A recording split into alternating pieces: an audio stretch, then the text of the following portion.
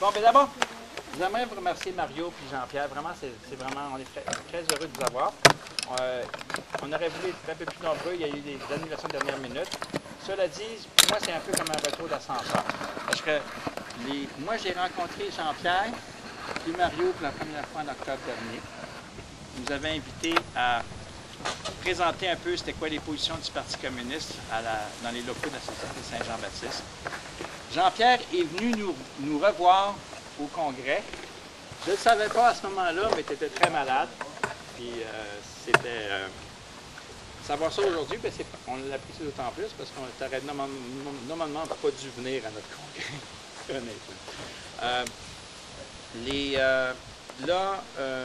Moi, ce que j'ai demandé, c'est à Mario et à Jean-Pierre de d'abord parler de la situation du mouvement indépendantiste et souverainiste. Qu'est-ce qui s'en vient? Il y a des campagnes qui s'enclenchent cet automne. Je pense que c'est assez intéressant. De nous parler du rôle de la Société Saint-Jean-Baptiste. Je pense qu'il y a peut-être encore bien des préjugés, peut-être moins ici, mais il y en a beaucoup encore dans la gauche. Peut-être, à un moment donné, peut-être glisser une couple de mots sur l'histoire de la Société Saint-Jean-Baptiste. Jean-Pierre est aussi membre de la direction du RRQ. Fait que, il y a des camarades qui sont associés au RRQ actuellement. Il y en a qui sont impliqués dans le RRQ actuellement, mais peut-être qu'il y a du monde qui ont des... Oui. Mais il y a peut-être d'autres mondes aussi qui voudraient regarder des questions. Fait que moi, je pense que... Mario, c'est correct si le monde pose des questions en cours de route. Fait qu'on va utiliser le même principe qu'Étienne. Si le monde a des questions, attendez pas la toute fin, vous pouvez poser des questions. On ne fera pas des grands échanges puis débats, là, mais au moins, si c'est des questions, posez-les tout de suite pour ne pas les citer. Merci encore Mario, merci encore Jean-Pierre. C'est moi qui vous remercie. Gênez-vous pas pour poser des questions. On est tout à fait ouvert à la critique, aux échanges. Je vous remercie de nous avoir invités. Pour moi, la question de l'indépendance, la question de la langue, c'est une question de justice sociale collective. C'est la bataille de tous les peuples minoritaires pour l'autodétermination.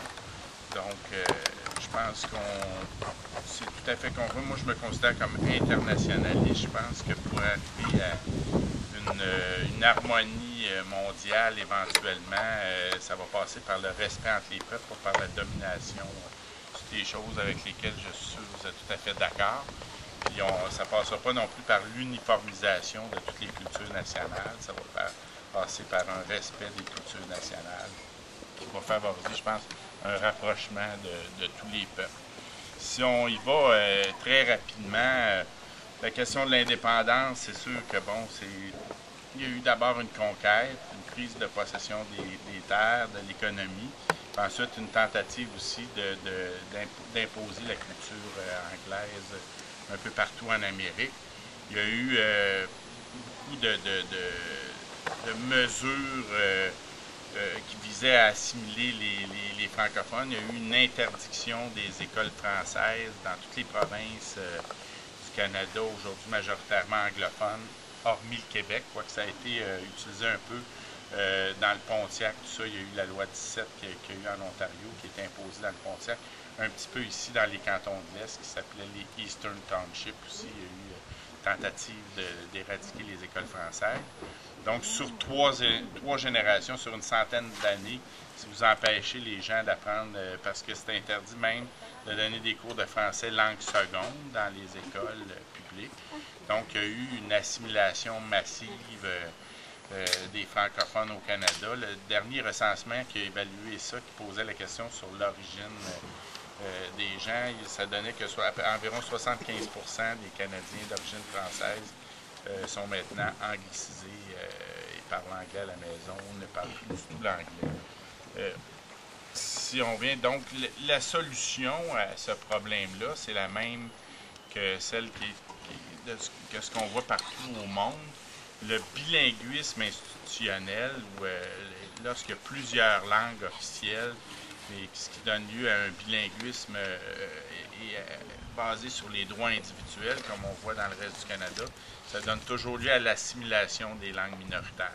Et le seul endroit où il y a plusieurs langues nationales, puis il n'y a pas d'assimilation d'une langue par l'autre, c'est le modèle des droits collectifs et territoriaux, comme ce qu'on voit un peu en Suisse, en Belgique, au Cameroun, dans différents pays. En Belgique, sur un territoire donné, il y a une seule langue des services publics, même une seule langue des écoles. Même ça va du primaire à l'université.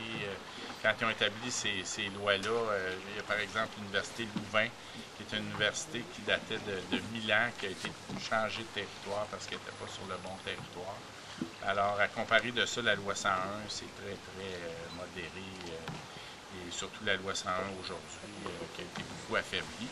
Les seuls endroits où il y a des problèmes comme Bruxelles, c'est là où il y a eu un fonctionnement, un bilinguisme institutionnel, ce qui a donné lieu, dans le cas de la Belgique, à une assimilation de la langue flamande par le français, parce que le français était plus la langue parlée par une majorité. Donc, c'est un peu ça, dans les années 60, il y a eu un réveil, il y a eu les États généraux du Canada français.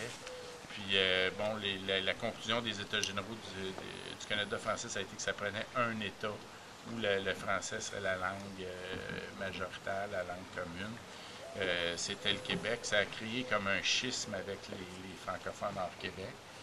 Et selon moi, c'était une erreur, mais bon, puis par la suite, bon, il y a eu toutes les grandes mobilisations. Mais à ce moment-là, dans les années 60, il y avait eu, par exemple, la commission Laurenteau-Danton qui montrait que sur 14 groupes linguistiques, les francophones au Québec arrivaient les 12e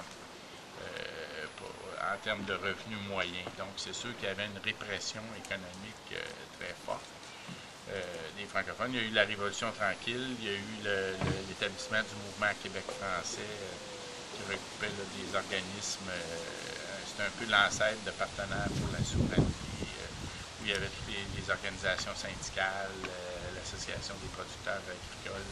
Donc, il y a eu vraiment une très large mobilisation qui a donné lieu à l'élection du Parti québécois puis l'établissement de la loi 101. Mais rapidement, il y a eu une contestation de la loi 101. Le gouvernement fédéral est intervenu de toutes sortes de façons en finançant des groupes de pression anglophones comme Alliance Québec, etc., à coups de millions. Il y a eu toute la contestation juridique à la Cour suprême qui a affaibli la loi 101. Ce qui fait qu'aujourd'hui, on a réinstauré. Dans le fond, la loi 101, son objectif, c'était de faire du français la seule langue officielle, en instaurant quand même des voies d'accommodement pour la minorité historique anglophone, en laissant des institutions en anglais pour la communauté historique anglophone, parce que les gens ne voulaient pas faire ce que les francophones ont connu au Canada. Donc, ils voulaient maintenir ces institutions-là, mais faire en sorte que, en ayant le français comme langue officielle, comme langue des services publics, ça permette d'intégrer et de franciser les nouveaux acteurs. Par contre, il y a eu, en tout cas, on n'ira pas trop dans les détails, mais dès le départ, il y a eu des concessions à la loi 101 qui faisaient, par exemple, que pour les entreprises privées, ça devait être une langue française. Pour les individus, il y avait une marge de main-d'œuvre pour permettre de donner un service en anglais aux citoyens anglophones. Mais graduellement, c'est revenu au bilinguisme. Avec les entreprises, aujourd'hui, il y a eu la loi 86 qui a rétabli le bilinguisme, mais je pense que ça n'a jamais été vraiment appliqué parce que, bon, il y a eu des pressions de différentes entreprises du milieu économique anglo-saxon qui ont été très fortes. Ce qui fait qu'il y a toujours eu des traductions courtoisie. Mais à un certain moment, dans les débuts, ça a aidé beaucoup aux francophones à prendre un peu plus de place et à assumer un rôle plus important. Dès le départ du mouvement indépendantiste, bon, il y avait d'un côté le RIN, tous les groupes indépendantistes de la société civile. Il y a eu qui sont devenus des partis politiques. Il y a eu ensuite le Parti québécois avec René Lévesque, le mouvement Souveraineté Association. Puis là, il y a eu beaucoup de gens issus du Parti libéral qui ont formé le mouvement Souveraineté Association, ensuite le Parti québécois. Les mouvements indépendantistes comme le RIN, etc., le RIN s'est dissous et a essayé de s'intégrer au Parti québécois. Mais ça a donné beaucoup de... C'est sûr que les membres du RIN, tout ça, ces militants-là, eux autres, étaient vraiment axés sur l'indépendance. Ils voulaient qu'on mette toutes les énergies là-dessus. Ce qui fait, moi, j'ai plus connu le Parti québécois dans les années 90, lors du deuxième référendum. Ce que je me suis aperçu, c'est qu'on retrouvait à peu près les mêmes débats. que ce soit sur la langue, ceux qui venaient du Parti libéral